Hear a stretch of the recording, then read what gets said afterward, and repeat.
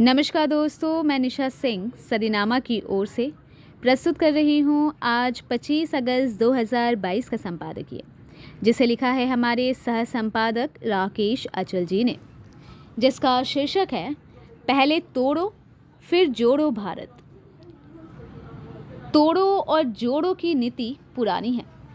घर को लोग तोड़ते हैं और फिर जोड़कर नया बनाते हैं। राजनीतिक पार्टियां भी तोड़ने जोड़ने में माहिर है, राय से बेराय से। प्रलोभन से भी कुछ लोग टूट जाते हैं और दूसरे के साथ जुड़ जाते हैं। ऐसे ही लोगों को दल बदलू भी कहते हैं। राजनीति के माहिर कल बल और छल का सहारा लेकर एक नया निर्माण कर लेते हैं और सफलता उन्हीं के हाथ लगती है। तो आइए देर ना करते हुए शुरुआत करते हैं अपने आज के संपादकीय की, जिसका शीर्षक है पहले तोड़ो फिर जोड़ो भारत। लिखो तो आफत और ना लिखो तो भी आफत, बोलो तो आफत और ना बोलो तो भी आफत। हम जैसे लेखकों के एक और कुआं तो दूसरी ओर खाई हमेशा से होती है। बावजूद इसके हम सब अपना काम करते हैं, ठीक उसी तरह जैसे देश में सियासत अपना काम करती है। सियासत ना किसी के रोके रुकती है और ना किसी से डरती है। इसी तरह ना हम किसी के रोके रुके और ना किसी के डराने से डरे हैं। ये बात और है कि आजकल हमारे यहाँ भयाक्रांत करने वाली सियासत चल रही है।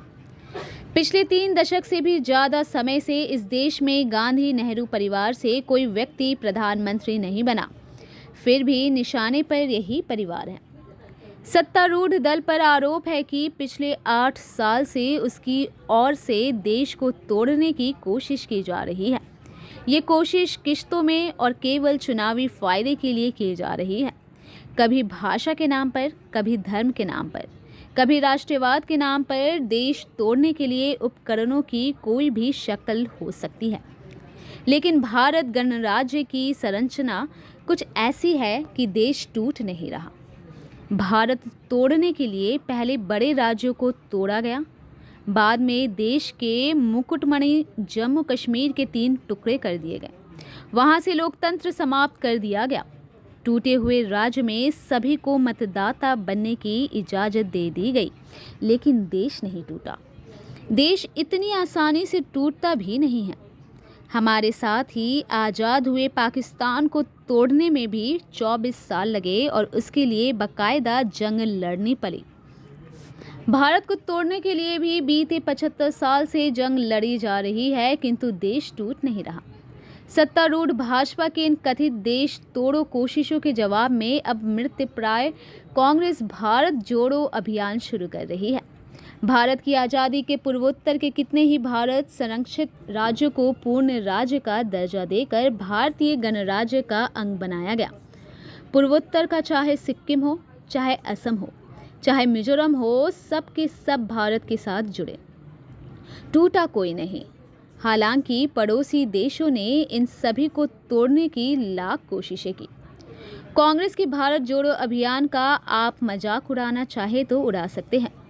आप इस आंदोलन की सराहना करना चाहे तो कर सकते हैं, क्योंकि ये एक व्यक्ति आंदोलन है और इसकी देश को बहुत ज़रूरत है। देश बाहर से भले एक लग रहा हो, किंतु भीतर से ये जगह जगह से टूट गया है। देश के किसान टूटे हैं, नौजवान टूटे हैं, महिलाएं टूट रही है, बच्चे टूट रहे हैं और तो और देश की संवैधानिक संस्थाएं टूट रही है। मीडिया और अदालतों से भरोसा टूटे तो अरसा हो गया है। देश को तोड़ने की जैसे होड़ लगी है। किसी महिला के सामूहिक बलात्कारियों की रिहाई हो या फिर घृणा फैलाने वाले भाषण देने वाले लोगों को संरक्षण हो, ये सब देश तोड़ने की प्रक्रिया का ही एक हिस्सा है। ऐसे में देश को जोड़ने का अभियान महत्वपूर्ण होता जाता है। सत्तारूढ़ दल के लिए सबसे बड़ा खतरा कांग्रेस से ही है, इसलिए उसके हिसाब से भारत जोड़ो आंदोलन भी एक चुनौती है। इस आंदोलन के जरिए कांग्रेस के अघोषित प्रधान राहुल गांधी अपने सैकड़ों हजारों कार्यकर्ताओं के साथ एक लंबी पदयात्रा करेंगे। मुमकिन है कि उनकी कोशिशों से देश जुड़ जाए, ना भी जुड़े तो भी कोई बात नहीं, क्योंकि कोशिश एक आशा से वाबस्ता चीज़ है। कोशिश हर आदमी को करना चाहिए। भारत की आज़ादी आंदोलन के गर्भ से ही निकली है। देश में 9 अगस्त 1942 को भारत छोड़ो आंदोलन शुरू किया गया था। अब 80 साल बाद भारत जोड़ो आंदोलन शुरू किया जा रहा है। ये आंदोलन भले ही कांग्रेस का है, लेकिन 150 दिन चलने वाले इस आंदोलन में कोई भी शामिल हो सकता है। इस आंदोलन के जरिए कांग्रेस देश की 3500 किलोमीटर की यात्रा करेगी और देश को जोड़ने की कोशिश करेगी। पद यात्राएं करके ही देश को उद्वेलित जागृत किया जाता रहा है। गनीमत यह है कि कांग्रेस ने इस आंदोलन के लिए पद यात्रा को माध्यम बनाया। कोई रथ यात्रा अंगीकार नहीं है। भाजपा ने देश की राजनीति में रथ यात्रा के जरिए ही सत्ता का शीर्ष हासिल किया है। यात्रा चाहे रथ पर सवार होकर की जाए, चाहे पैदल, दोनों का मकसद परिवर्तन ही होता है। यहाँ ना कोई रथी रावण है और ना कोई वीरथी रघुवीर। सबके सब राजनीतिक लोग हैं। सबकी दृष्टि सत्ता पर होती है। इसमें कोई बुराई भी नहीं है, क्योंकि कलिकाल में सत्ता ही जनसेवा का सबसे बड़ा उपकरण है। ये उपकरण जिसके हाथ में है वो ही इस देश का भाग्य विधाता है।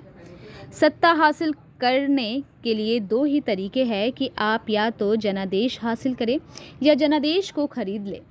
जब कुछ ना कर पाए तो जनता के बीच जाए, जनता को जगाए और असली चुनौतियों से वाकिफ कराए। मैं उन अभागे लेखकों में से हूँ जिनके ऊपर मोदी विरोधी और कांग्रेसी या वामपंथी होने का आरोप खुलेआम लगता है। मैं भी इस तरह के आरोपों की परवाह नहीं करता, क्योंकि मैं जो हूँ सो हूँ। हमारी YouTube की टीम को मेरे लंबे संपादकीयों से समस्या है। संपादक जितेंद्र जितांशु जी ज़्यादा कलम नहीं चलाते।